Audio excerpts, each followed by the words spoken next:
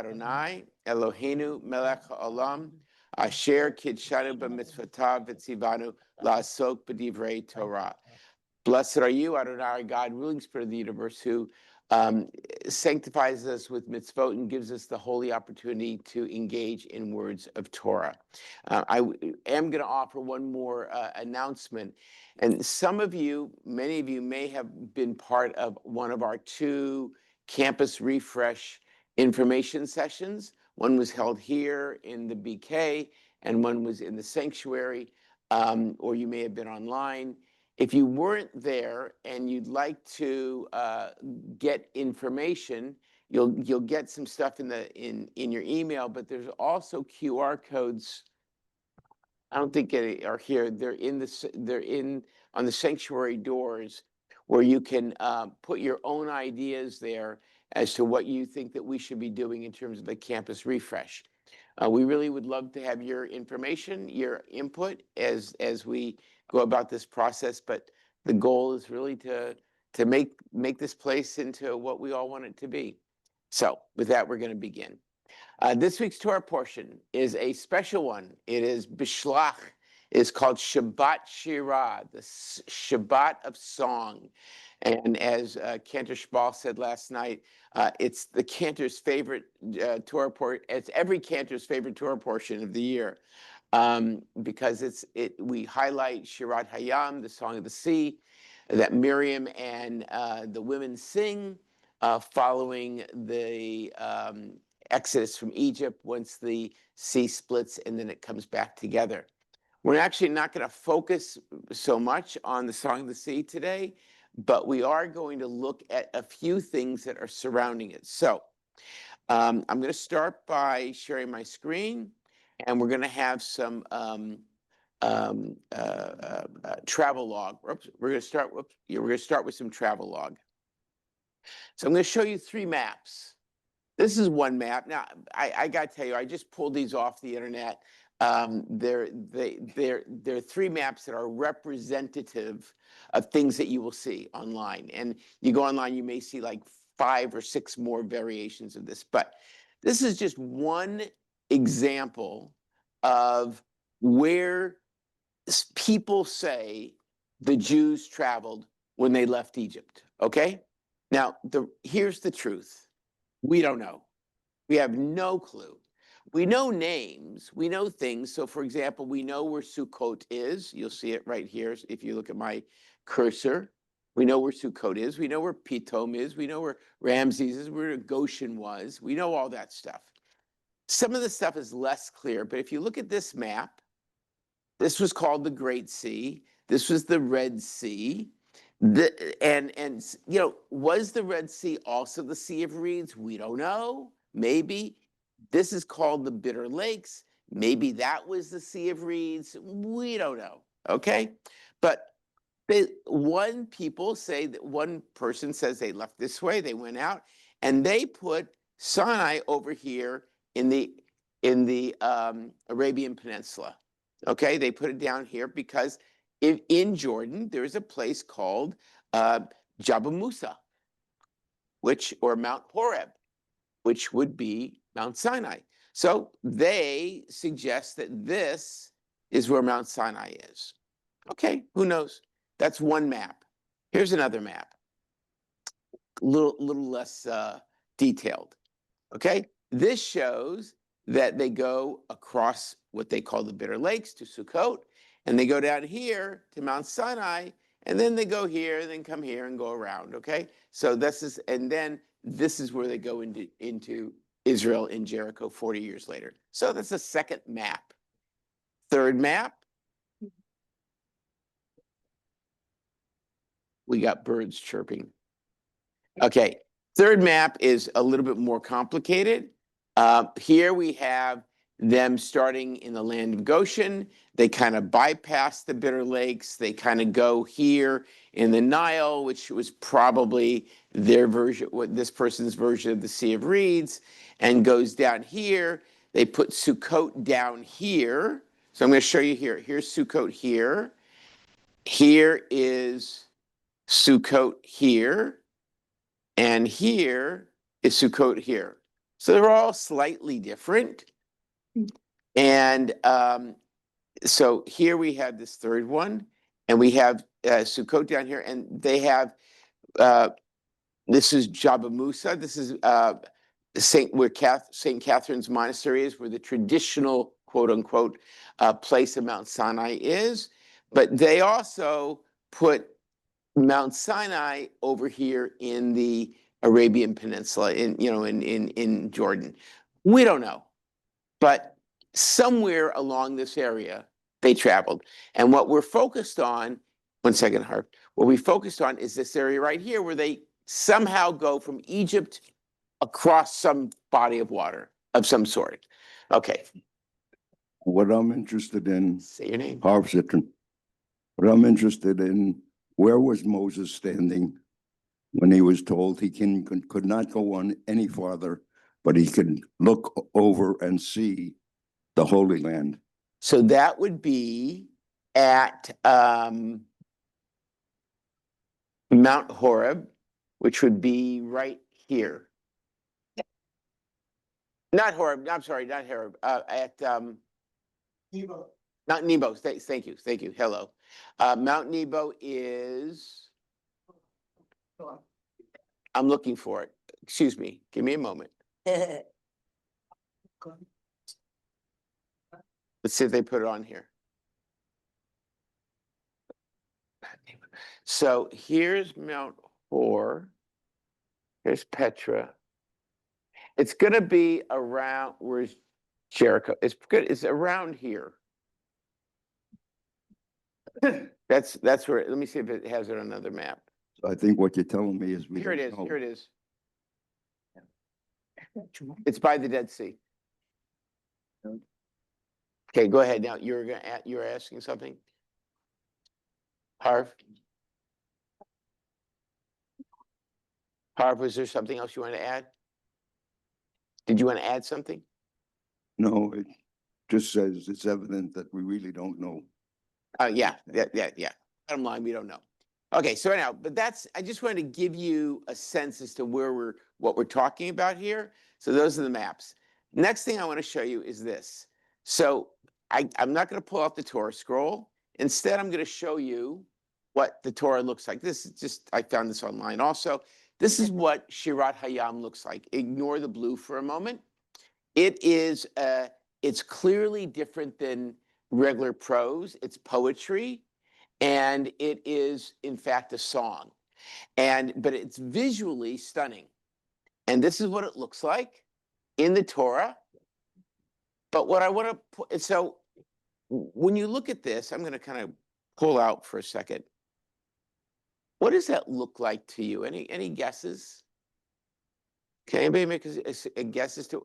Oh, yeah, raise your hand, please. Oh my gosh. Okay, start with. Okay, where's the microphone? Okay. Shabbat Shalom, Larry Shapiro. To me, it looks like two columns and an indenture. So I think what this is a representation of the splitting of the sea. Two columns and indenture splitting the thing. Thank you. Elaine, you're next. Elaine Weisler Martello, it looks like the Torah scroll. Two things Okay. in the middle. Looks like the Torah scroll, two ends in the middle, same idea. Microphone. Joshua Seeger, it's been compared to brickwork. Oh, you know how to ruin a guy's day, don't you? Thank you so much, Joshua. All right. I'll get to it in a sec. Let's hold on for a moment. Linda Liebes, a tree.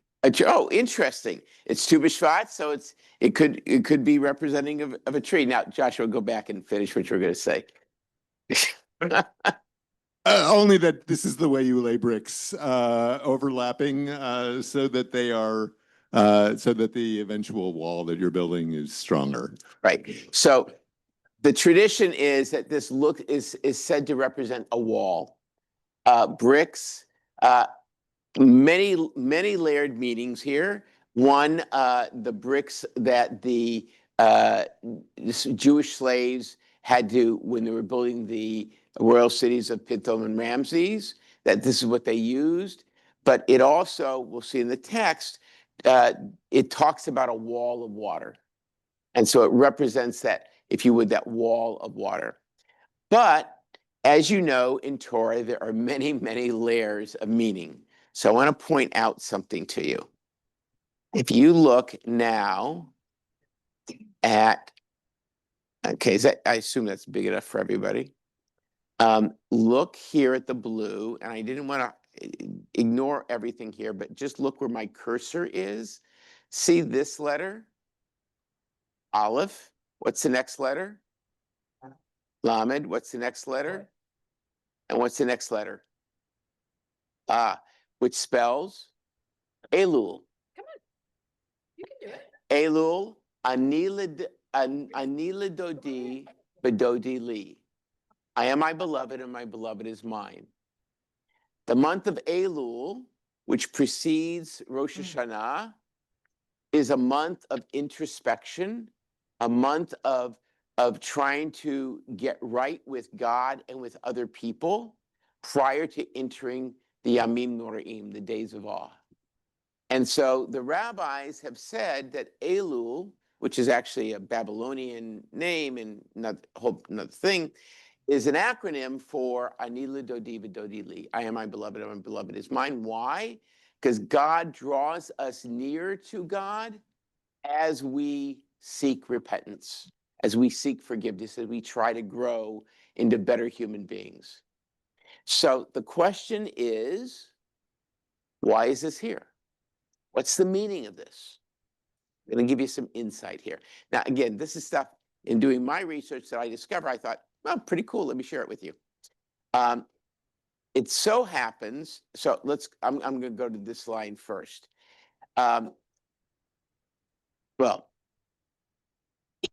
the leading letters of the 15 middle bricks read downwards a sentence. And these are these letters, and they spell out the question, Azmi Taki Minso Batav, which means, for those of you who are French translators, then whom will you, meaning God, reject from raising his houses? Huh? Right, exactly. What is that all about?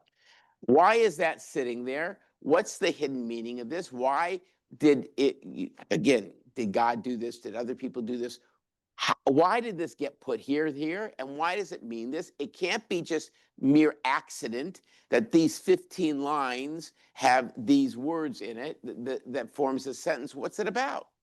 Well, we have to go back a little bit and look at Psalm 27. Question, who wrote the Psalms, supposedly? King David, right? So King David says, Lulo,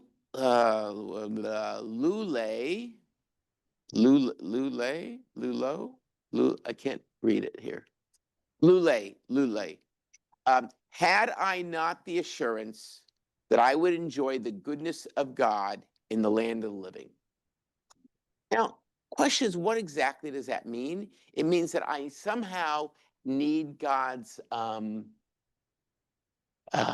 sense of agreement that I am going to have a good life in the land of Israel, in the land of the living. That somehow my life's going to be blessed. That I want to be assured by God that my life is going to be blessed. Who's asking this? King David. King David? King David, who is the king of Israel? King David, who can get anything he wants? Huh? And did, right? Why is King David asking this? Well, here's an answer that the Talmud provides. In regards to David's statement, keep my soul for I am pious, which is another statement, Gemara asked, did David call himself pious? Isn't it written, and here's the quote, if I had not luleh, believed to look upon the goodness of the Lord in the land of the living. The dots that appear over the word luleh, and you can see the dots here. Can you see the, I'll make it bigger, hold on. See those dots? Lots of dots, okay? There's this dot, there's this dot, and there's this dot, and this dot, and this dot, and this dot. Why are they all there? Okay, well, maybe Braille. But the other thing is that, I mean, the rabbis ask, and they say the dots that appear over the word indicate doubt and uncertainty of his piety and whether he was deserving of a place in the land of the living. Okay? In the name of Rabbi Yossi, why do dots appear over the word lula as if there were some reservations? Because David said before God, I have every confidence in you that you grant an excellent reward to the righteous in the world to come, since God's ultimate goodness is manifest in the land of eternal life. But I, David, still harbor uncertainty with regard to myself and do not know whether or not I have a portion among them. In any case, apparently David was uncertain whether or not he deserved to receive a portion of God's reward for the righteous. How then could he characterize himself as pious? So David perceives himself as not being righteous, as not being pious, and is worried, one second, that he is not going to receive a place in the world to come. Now, there are several things here I want to point out. Number one, we always say Christianity is a faith of the next world, and Judaism is a faith of this world. However, look at the text. The text suggests that the real reward for the Jews is in the world to come. So it wasn't so clear that it was always this world being the most important. It was debated during the Talmud times as to which was more important, the world to come or this world.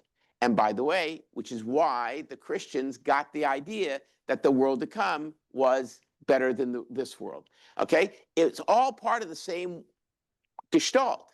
And they go in one direction, we go in another direction, but you can see it here. That's number one. Number two, so David says this statement about a sense of piety, a sense of righteousness. Do I get a place in the world to come? Okay, now he uses the word, and by the way, the only time this word is ever used is in Psalm 27, this word lula. And look here. Now take Elu spelled backwards, and it's lula. Okay, so when you take that and you take the 15 words and it creates this question, and the question is, where is it? Then whom will you reject from raising his houses? The rabbis, the mystics say that this is a hidden message that David will not be permitted to build the temple in Jerusalem. That God's house will not be built by David because David was not righteous enough. Instead, it's going to be built by his son Solomon. Now, this may all be Bubba okay? And we could say, oh, interesting. But I think it's kind of cool. I think I'm not sure exactly what it says, but I think it's kind of, now, couple comments, I know, okay. So Elaine, you were number one, number two, number three. Anybody else? Okay, Elaine, you start, please. Shabbat Shalom. I have a question. So given that there's validity in what you've said, sounds fascinating. When would this psalm have, given David wrote the Psalms, when would this psalm have been written? Would it have been after the David and Bathsheba kind of thing, where like he knew he, did something wrong there, or was it like at a younger stage and he just, had some doubts about himself? Great question, Elaine. We have no idea. Oh, well. I mean, we just don't. But if we, I am sure there are some people who would look at, who are scholars of Psalms who can look at the dating of these things. I don't know when Psalm 27 is dated. I don't know. So there is a theory that David wrote some of these Psalms. And there are two sections that they say David wrote, and then there are two other sections that they say David didn't write. We don't know. If you take the Psalms in order, 1 to 150, 27 is relatively early. So I would suggest that from our mythic perspective, it was written relatively early, probably before Bathsheba. But the other thing about Torah is that, and I know this kind of bends the mind, people who do quantum physics and whatever, they may understand it better than I do. There's no such thing as time in Torah.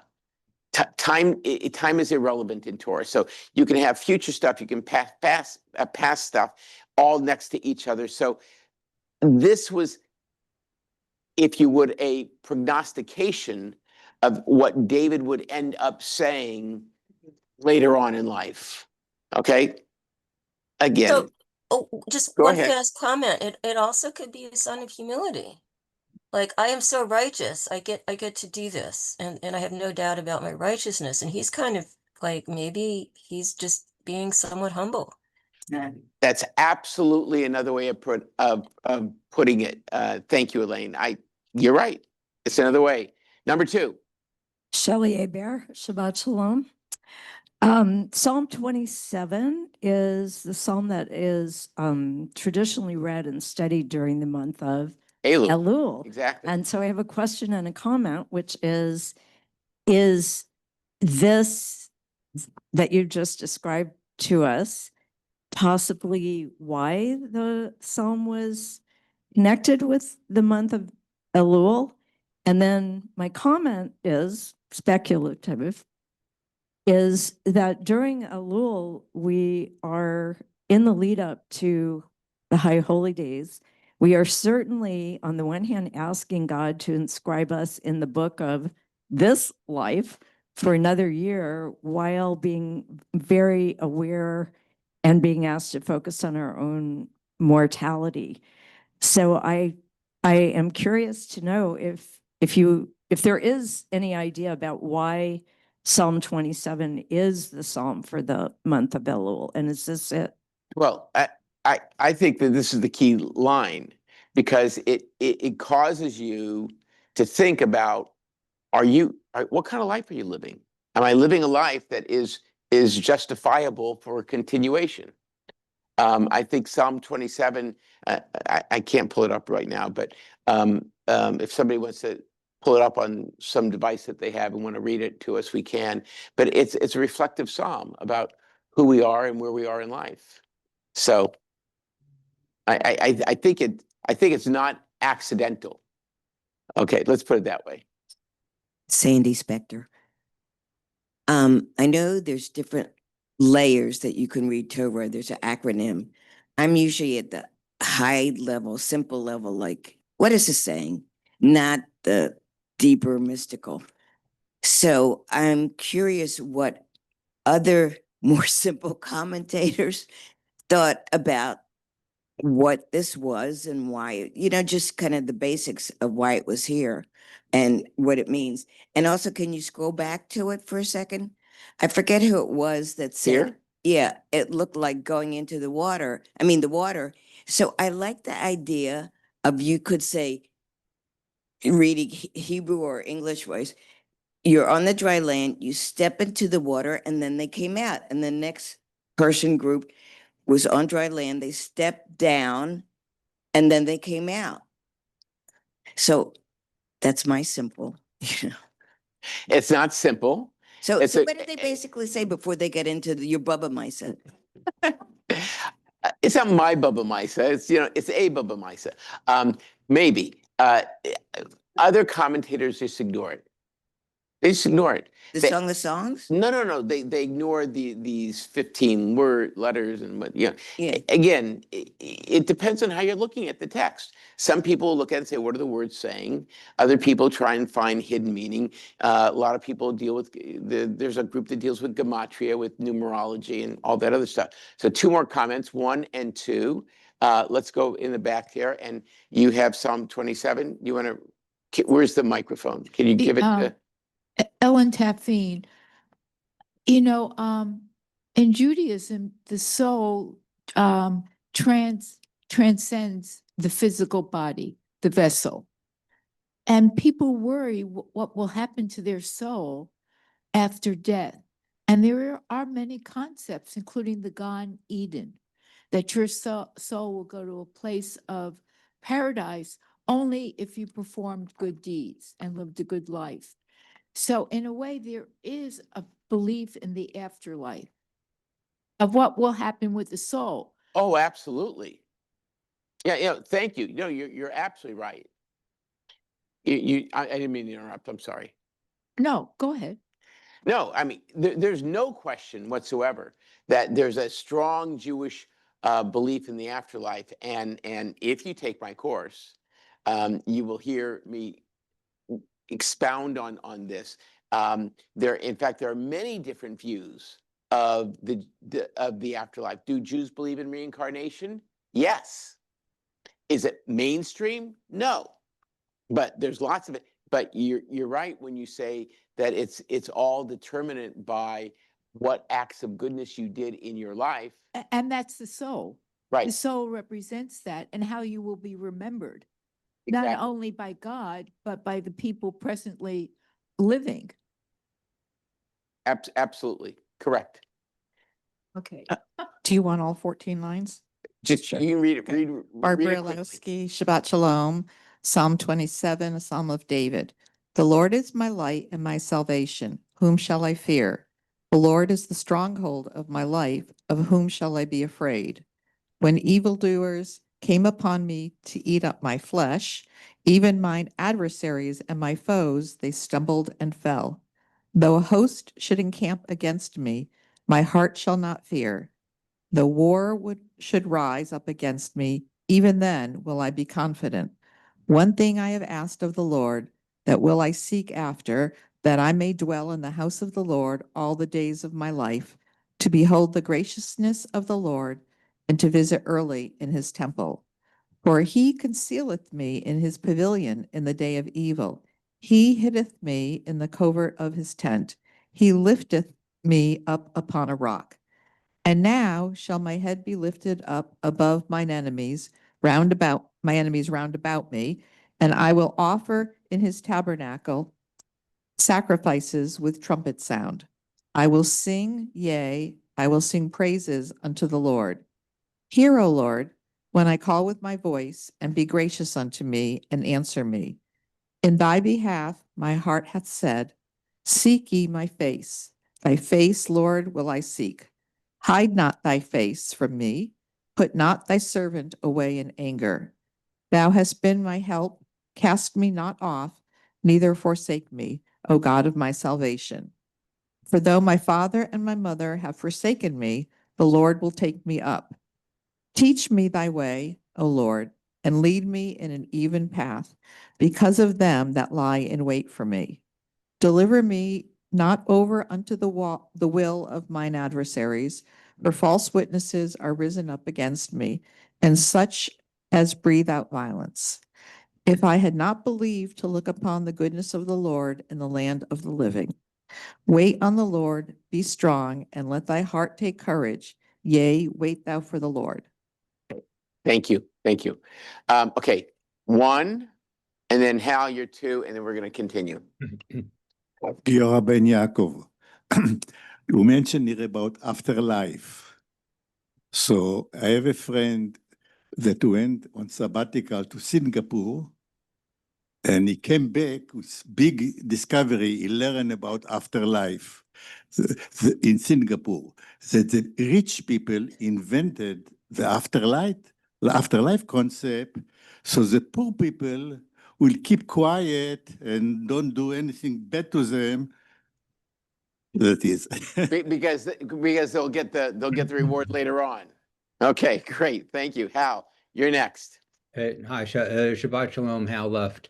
So I've got a couple questions about the text that you have up there. It's sort of curious because obviously you could read down and you get the Elul piece, but a whole bunch of the letters have extra little things on them. And there are some letters in the middle of words that are stretched out. Clearly, you could see it on line 4, but if you go down to 5, 6, 7, 8, 9, 10, you've got a ratio in the middle. The bricklayer doesn't quite have the spacing laid out right, although I can imagine the Sofer really knows how to do this stuff. There's got to be some commentary on this other stuff too. Well, Hal, it's great observation. a lot of this is handwriting, is stylistic. And so there are these things here. If you look at my cursor here, and like here are crowns here, and they're stylistic, and you'll see them in many different Torah scrolls, and it's just it's a flourish. And this is in order to make the lines, not in this case, but normally Yeah. to make the lines justified. And they're all, but it's done this way. Why they chose these particular letters, I'm not sure I've ever read anything about why those specific letters. Go ahead. I just want to diverge for a second. I hope it's okay. I did look up resurrection in Judaism. I'm just going to be really brief.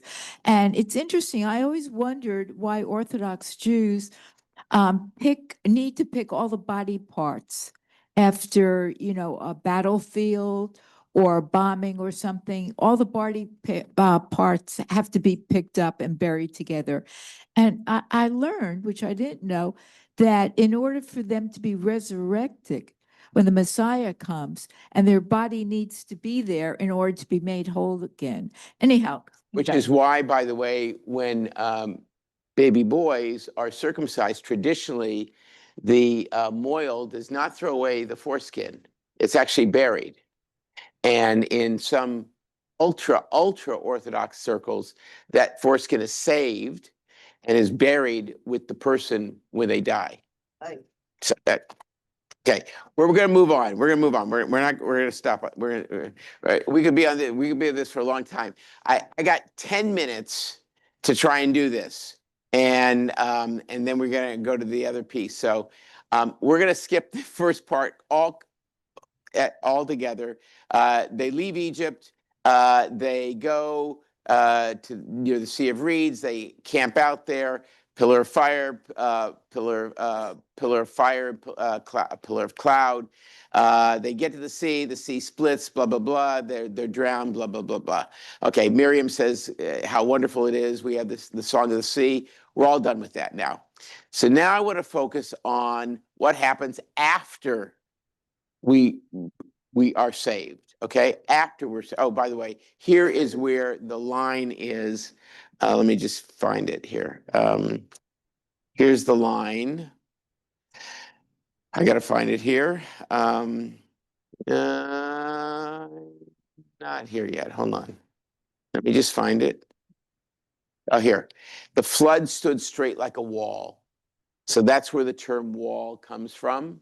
And that's why it's pictured as a wall, okay? A choma. We're going to talk about that in a moment. But anyhow, that is that. So what I'm going to go down now is they're done with this, okay? Now we're going to go to the Jews complaining, okay? And normally I'd have someone read, but I want to get through this very quickly, so I'm going to just read it. I apologize. Verse 22, follow along with me. Moses caused Israel, chapter 15, verse 22.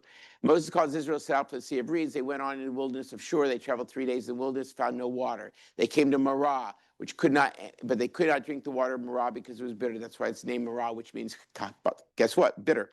And the people grumbled against Moses, saying, what shall we drink? So he cried out to the Eternal, and the Eternal showed him a piece of wood. He threw it in the water became sweet. There, God made for them a fixed rule. There, they were put to the test. God said, if you will heed the Eternal your God, diligent doing was upright in God's sight, giving ear to God's commandments, keeping all of God's laws, then I will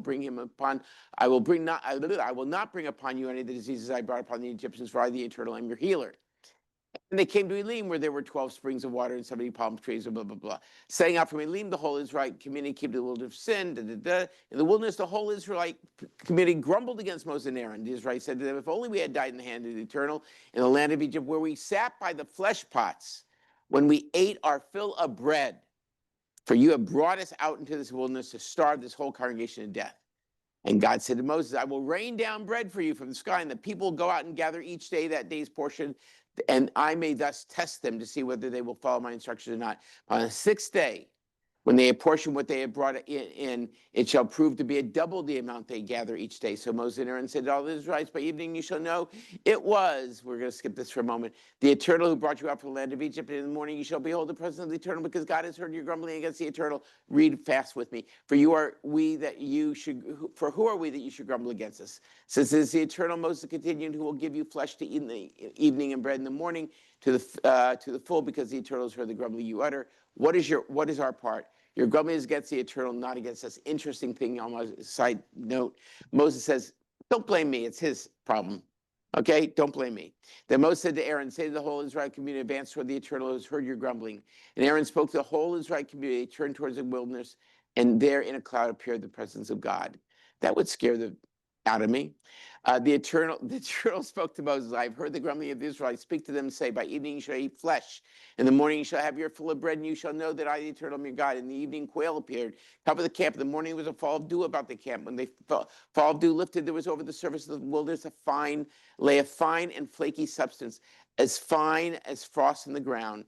When the Israelites saw it, they said to one another, what is this? They didn't know what it was. And Moses said to them, this is the bread which the Eternal has given you to eat. This is what the Eternal has commanded. Each household should gather as much as is required to eat, an omer to a person for as many as there are of you. Each household should fetch according to those intent.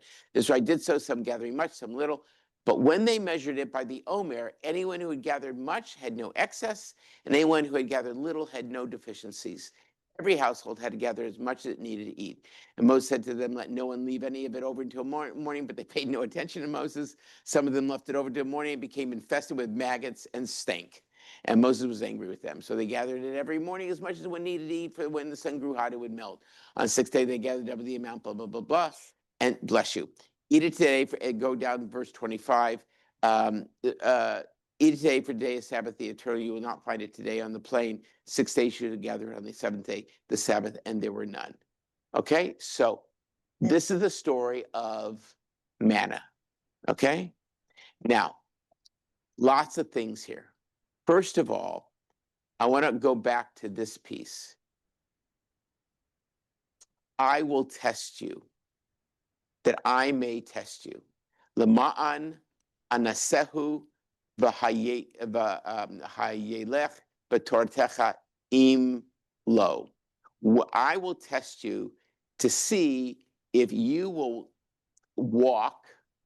follow in my Torah or not. So this was a test for the people, the test of manna. So the question is, what do you think the test is? Okay, what do you think the test is? Who has an answer? 1, 2, anybody else? 3, okay, 4, Jane. Anybody else? Okay, let's get the microphone over here, please. There's the microphone on this side. Linda, right behind you.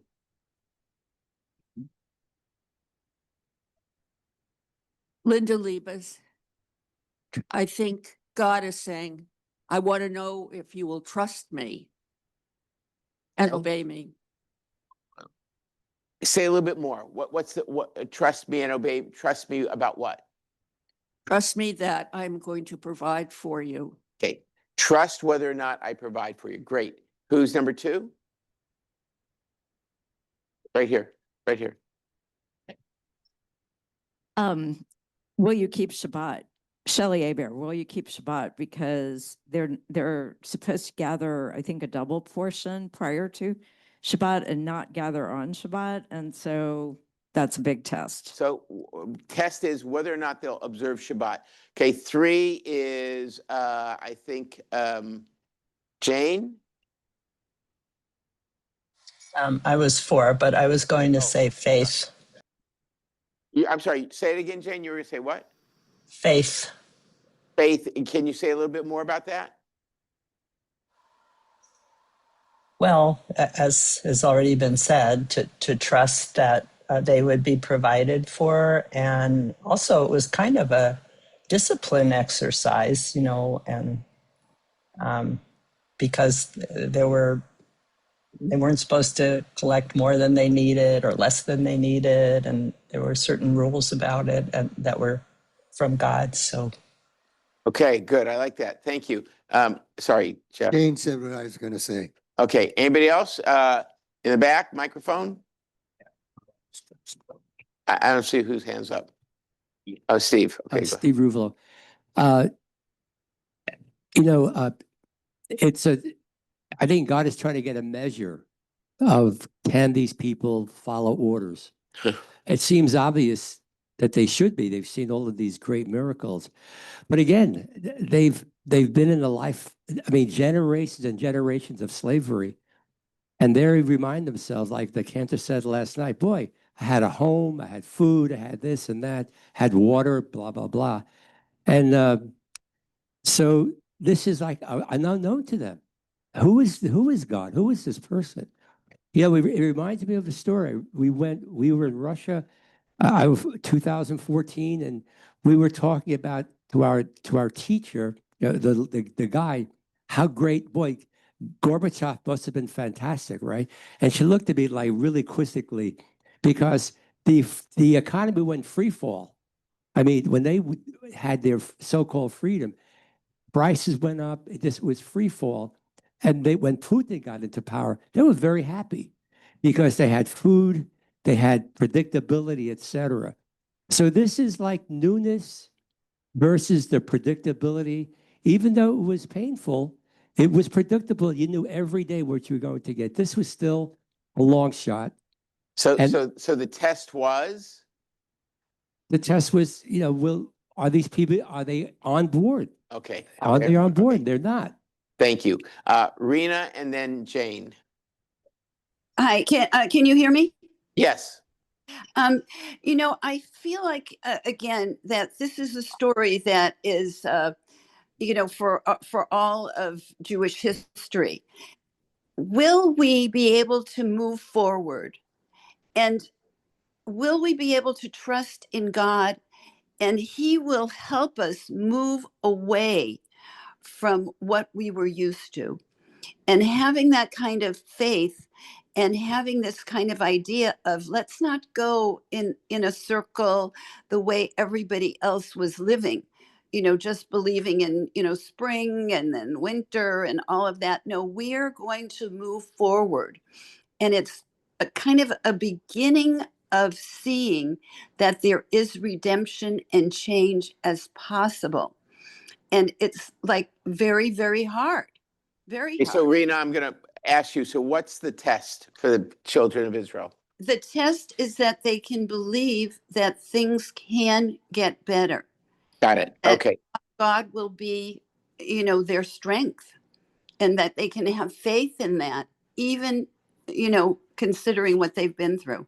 Thank you. Jane? Well, I was thinking about more about the function of it, and it was an exercise in equality, the practice of equality, because everybody got the same amount one way or another. And the other thing was, I was thinking about bonding and how, babies bond with their mothers probably primarily because they're fed. And this was, so God was feeding the people, so that could be for the purpose of bonding also. Okay, I like that a lot. Daya, you're going to get the last comment. No, there are two comments here. Daya and then Francine. So I think there are two riddles here, not one. The small one is the man itself and the Shabbat. Are they going to believe that God is going to provide them with food unnaturally? And also, are they going to keep the Shabbat? The Shabbat is also something not natural. It is something ordered by God, and that's it. So this is the small test. But really, there is a bigger test. And he said that. וידעתם כי אדוני יוציא אתכם ממצרים. He's still going back to the big thing about the whole Exodus story.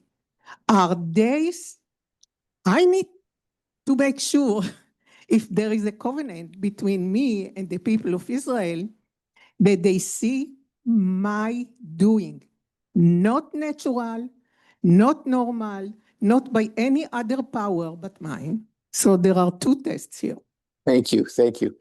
Francine, last word. Right. I also think that it shows that God does believe in them. And he thinks that they can do it. Oh, that's interesting. So not only is it a test of them, but it's also a belief in them. Yes. Nice, nice. Okay, so the rabbis are interested in this question, and here's some of the quick answers. First of all, I just, this whole thing about, I've always been intrigued by this statement about we sat by the flesh plots when we ate our fill of bread. There's this great line from Midrash Shemot Rabbah that the Israelites were enslaved during the time the Egyptians would go into the desert and catch a ram or deer, slaughter it, and make a pot roast, flesh pot, right? Pot roast of it with the Israelites looking on but not tasting, as it stated. When we sat by the flesh pots and we did eat bread in plenty. It does not say when we eat from the flesh pots, when we sat by the flesh pots. So in other words, they had bread, they just didn't have meat. I found that to be fascinating. So Rashi says, whether they will keep the precepts connected, whether to leave or not go out on Shabbat. So a number of you said Shabbat.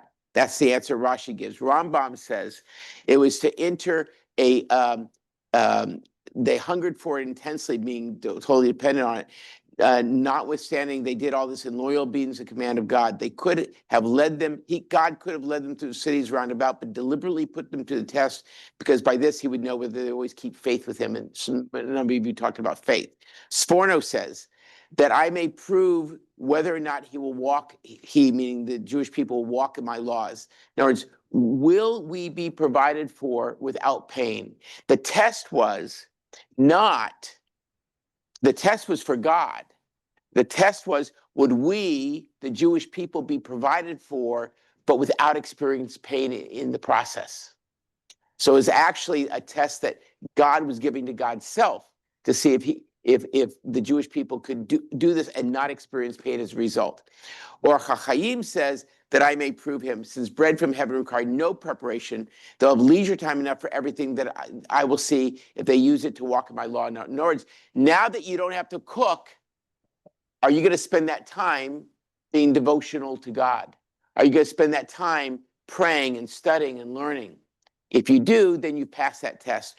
Rashbam says that I may prove him, meaning since every day they would depend on their sustenance for me. Some of you said that, dependence. Ibn Ezra says that there should be need of me every day, that every day you have a sense of need, of connection, kind of like with a mother and a child. And finally, the text says, I bring you to prove to yourselves, to demonstrate whether you already have attained the state of absolute faith or not. In other words, the trial is not about God. The trial is about we recognize that we have the faith to do what we need to do. The faith is not whether we believe in God, but whether we believe in ourselves to believe in God. Okay, so I'm going to pause and stop and share with you. Tina, real quick. It's not real quick, so I'll save it for another time. Thank you. Yeah, well, go you're there already. Go ahead. Okay, Shabbat Shalom, Tina Rosenblum. So I'm struck by this parallel between like these tests for Pharaoh before we crossed over the sea, and then the tests for us. And it's interesting that, to me, a notion is this is could be a nice reminder for us that maybe we're not so far from Pharaoh. Maybe we have our own struggles. Maybe we shouldn't see ourselves as so independent from being able to be drawn towards a hardened heart. Well worth the comment. Yes, I would agree 100%. Thank you. I'm going to share my second teaching. This is going to go very, very fast. I apologize, but yeah, a little bit. So can you read that? Is that big enough for you? Okay, so here's the question. Why are there in the Torah, if we read the text, in verse 14:22 and 14:29, it says, and the Israelites went into the sea on dry ground, the waters forming a wall for them on their right and on the left. And then 7 verses later, it says, but the Israelites had marched to the sea on dry ground, the waters forming a wall for them on their right and on their left. The rabbis ask, what? Why are you repeating yourselves? Did you stutter? What's going on? And the rabbis say, no, it means something. So the question is, why do we have it twice? And the answer is, survey says, first of all, I want to go back to the Choma, the wall piece. The children walking went to the sea and dry ground. The angels were astounded and say the children of Israel are coming on dry land. From where do we know that even the sea was filled with rage from above? Because the text says, and the waters were like rage to them. The vav is missing in Choma. If you add the vav, it could be, without the vav, it could also be read as Hema, rage. So instead of the waters were like a wall, the waters were like a rage, meaning the waters were like anger on their right and their left. And because the angels were angry, why? Anybody know why the angels were angry? What? They're afraid to venture into the water. No, you know the great midrash, right? You know what was the angels say to God? What? Say it louder. It says they're idolaters, that they are. Right. So there are two midrashim. One is that they're idolaters. Why are you saving them, God? And the waters are even raging against us. They're idolaters. Why are you allowing them to go free? Okay, that's one midrash. The other midrash is that the angels are preceding the Jewish people, and they're singing and celebrating, and they're making a great heavenly noise. And God says, what are you doing? Those are my people, the Egyptians who are drowning. How can you celebrate? And the rage, according to the second midrash, is God being angry that God's people are dying for others to be free. Okay, next. So let's go back to the two stories. Let's go to Targum Yonatan. So Targum Yonatan is actually not a translation of the Torah. It's a translation and interpretation. It's about 30 to 70 CE. It was originally called Targum Yerushalmi, but it got through a misreading of something, it became Targum Yonatan. And this is what it says. And Pharaoh said, this is not in the text. And Pharaoh says to Datan and Abiram, sons of Israel, who had remained in Mitzrayim, the people of the house of Israel are bewildered in the land. The idol Zephon hath shut them in close upon the desert. So it says that they go to this place, which is called Zephon, Baal Zephon, the idol Zephon. And it was obviously some place of Egyptian worship that they camped there. And so Datan and Abiram, do you know these names? You know them. I'm going to tell you how you know them. So Datan and Abiram stayed in Egypt. Everybody else left, but these two Jews stayed there. The lowest possible plural is two. So because of only two people, the sea split twice. Okay? First, for all the people, and the second time for Datan and Abiram to let them escape. Why? Okay? Because look what it says in Exodus.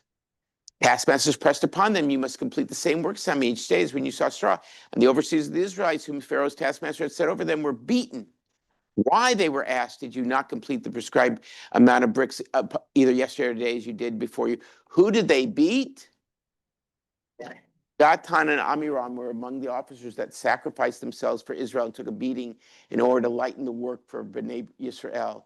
That although Datan and Abiram did not merit the level of prophecy because they insulted and belittled when they stood against God and Moses, even so this merit, they sacrificed themselves and bore physical pain in order to lighten the burden of the children of Israel is attributed to them. Wait, gets better. They sacrificed themselves, hand taskmaster, it says, is better for us to get beaten rather than the rest of the people. Therefore, in the book of Numbers, when God says to Moses, gather for me 70 men, Moses says to God, how will I know who's appropriate? God says the elders and the officers who sacrificed themselves and were beaten up in Israel. Egypt, sorry. There are the people who deserve to be filled with prophecy. It gets better because in Numbers, this is how you know them. Moses with, who is it? Who challenges there? Who challenges Moses? Korach. Moses goes to, in the story, Moses goes to Datan and Abiram, but they say, we will not come. Is it not enough that you brought us from land flowing with milk and honey to have us die in the wilderness, that you seek to dominate us, even dominate us further? Even you broke us to a land flowing with milk and honey and give us possession of fields and vineyards, should you gouge out the eyes of those involved? We will not come up. Datan and Abiram had prophecy. They were given it. They were leaders of the people. Because of them, the sea split a second time. They were highfalutin people. And they said, Moses, we will not come to you. You're not better than us. And you have here a story of two people. Just think about this. Taking this midrash, two people, for their sake, the water split a second time. But for their sake, they and 270 other people were killed, and a fire came before the camp and killed thousands of people because they disobeyed Moses and God.